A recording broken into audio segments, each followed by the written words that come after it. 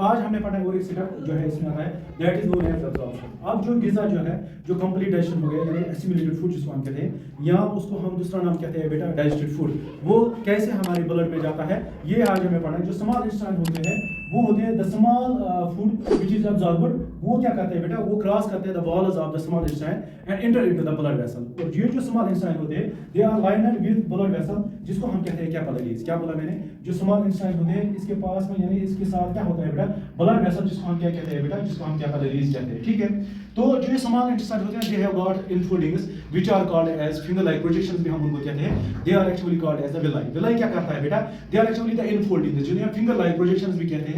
वो कहां पे प्रेजेंट होते हैं बेटा, वो इसी इंटेस्टाइन में होते हैं। अब वो किस लिए होते हैं बेटा, they increase the surface area. यहाँ पे अगर हम देखेंगे यहाँ पे भी अगर हम देखेंगे जो फूड है वो एब्जॉर्ब होगा। इधर इधर इसमें अगर हम देखेंगे स्मॉल इंटेस्टाइन तो यहाँ पे फूड एब्जॉर्ब होगा, यहाँ पे फूड एब्जॉर्ब होगा, यहाँ पे भी एब्जॉर्ब होगा। लेकिन अगर आप देखोगे सरफेस एरिया यहाँ पे ज्यादा है, यहाँ पे भी एब्जॉर्प्शन ऑफ फूड होगा, यहाँ पे भी, यहाँ पे भी। तो इससे क्या होता है, these are actually called as the villi। इनको क्या कहते हैं बेटा, villi। these are millions of villi are actually present in the small intestines। ये क्या कहते हैं बेटा, शाबाश, ताकि रैपिड एब्जॉर्प्शन हो जाए किस चीज की बेटा, एसिमिलेटेड फूड की। अब ये स्मॉल इंटेस्टाइन इसको विलाई कहते हैं, तो इंक्रीज सरफेस एरिया हो गया। अब इसके साथ कैपिलरीज जुड़ी होती है यानी स्मॉलेस्ट ब्लड वेसल, ये इसके साथ अटैच होती है। एंड आफ्टर दैट जो ये विलाई होता है या स्मॉल इंटेस्टाइन होता है, जो ये फूड होता है वहां पे एसिमिलेटेड फूड, वो क्रॉस करता है the walls of the small intestine and enter into the blood. अब जो ये डाइजेस्टेड फूड है वो कहां पे आ गया बेटा, वो आ गया बेटा ब्लड में। कहां पे आ गया, अब डाइजेस्टेड फूड आता है ब्लड में। अब एब्जॉर्प्शन हो गई। अब एब्जॉर्प्शन कैसे होती है ये हमें पता चला।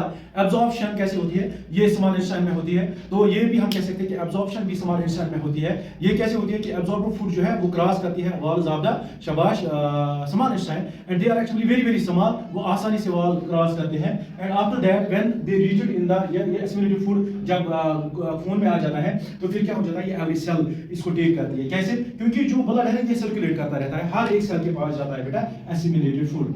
अब एसिमिलेटेड फूड एब्जॉर्प्शन के बाद और एक प्रोसेस होती है जिसको हम कहते हैं बेटा assimilation. Now what is assimilation?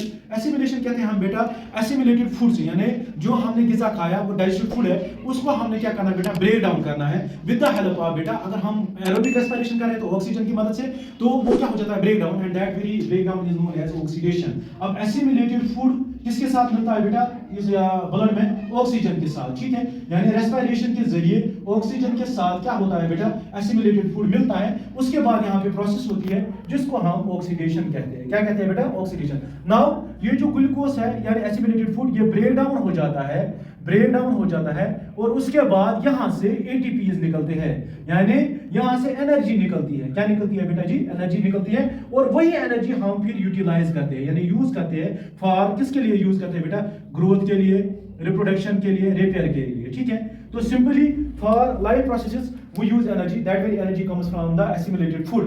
ये प्रोसेस कैसे होती है उसको कहते हैं बेटा हम एसिमिलेशन। क्या कहते हैं बेटा हम एसिमिलेशन। नाउ अब स्मॉल इंटेस्टाइन की बात हो रही थी, अब लास्ट पार्ट जो है डाइजेस्टिव सिस्टम का वो है बेटा लार्ज इंटेस्टाइन। क्या बेटा, लार्ज इंटेस्टाइन, इसकी लेंथ हमने ऑलरेडी पढ़ा था, वो है बेटा 1.5 मीटर्स। तो इसको अगर हम इसको कंपेयर करेंगे बेटा स्मॉल इंटेस्टाइन के साथ, स्मॉल इंटेस्टाइन की लेंथ जो है बेटा वो है 6.5 मीटर्स। अगर हम लार्ज इंटेस्टाइन की लेंथ के बारे में पढ़ेंगे या लेंथ के बारे में पढ़ रहे हैं इस वक्त, वो है ओनली अप्रोक्सीमेटली 1.5 मीटर्स। तो लार्ज इंटेस्टाइन इसको कैसे कहते हैं, क्योंकि इसका जो ल्यूमेन है ना वो वाइड है। मैंने आपको स्मॉल इंटेस्टाइन के बारे में बोला lumen is very very narrow होता है वो, तो इसलिए इसको नाम दिया गया है बेटा स्मॉल इंटेस्टाइन। अब लार्ज इंटेस्टाइन के पार्ट्स है बेटा, पहला पार्ट अगर हम देखेंगे that is known as caecum. Okay, और सीकम के साथ अटैच होता है vestigial organ that is called as appendix. क्या कहते हैं उसको बेटा, अपेंडिक्स। उसके बाद जो दूसरा पार्ट है that is known as colon and the third part is known as rectum. अब क्या होता है, कुछ गिज़ा जो है वो डाइजेस्ट नहीं होता है। ठीक है, that very part of the food is known as undigestive part. वो क्या हो जाता है, that becomes waste for we people and waste जो होता है वो हार्मफुल होता है, वो हमें अपनी बॉडी से बाहर निकालना है। And that very procedure step in the nutrition is known as egestion. Now what is egestion? It is the elimination या सिंपली हम इजेक्ट करना है बेटा किस चीज को, removal of the waste from our body is known as, उसको क्या कहते हैं हम बेटा, शाबाश, इजेशन। क्या होता है, जब ये ऑक्सीडेशन हो गई, अब कुछ अनडाइजेस्टेड पार्ट वो कहाँ पे आता है बेटा, वो आ जाता है बेटा शाबाश हमारे लार्ज इंटेस्टाइन में। तो लार्ज इंटेस्टाइन क्या करता है, इसके वॉल्स जो होते हैं ना वो एब्जॉर्ब करते हैं वाटर को, क्या करते हैं बेटा, वाटर को एब्जॉर्ब करते हैं, और ये जो अनडाइजेस्टेड फूड वो सॉलिड बन जाता है, और कुछ देर के लिए वो कहाँ पे रहता है बेटा, रेक्टम में। आफ्टर द रेक्टम जब उसमें रहता है फिर वो एनस के जरिए बाहर आ जाता है। I used to tell you that our alimentary canal has two openings, one is known as anterior opening and that very anterior opening is called as the buccal cavity, and second one opening is known as posterior opening and that is known as actually the anus. By anus जो है rectum में कुछ देर के लिए रहता है ये फिर क्या बाहर आ जाता है फ्रॉम आवर बॉडी। तो दीस वर द स्टेप्स जो हमने पढ़े किसके बारे में बेटा, न्यूट्रिशन इन ह्यूमन बीइंग्स। इंशाल्लाह रहमान नेक्स्ट लेक्चर में हम नया टॉपिक उठाएंगे। Thank you very much.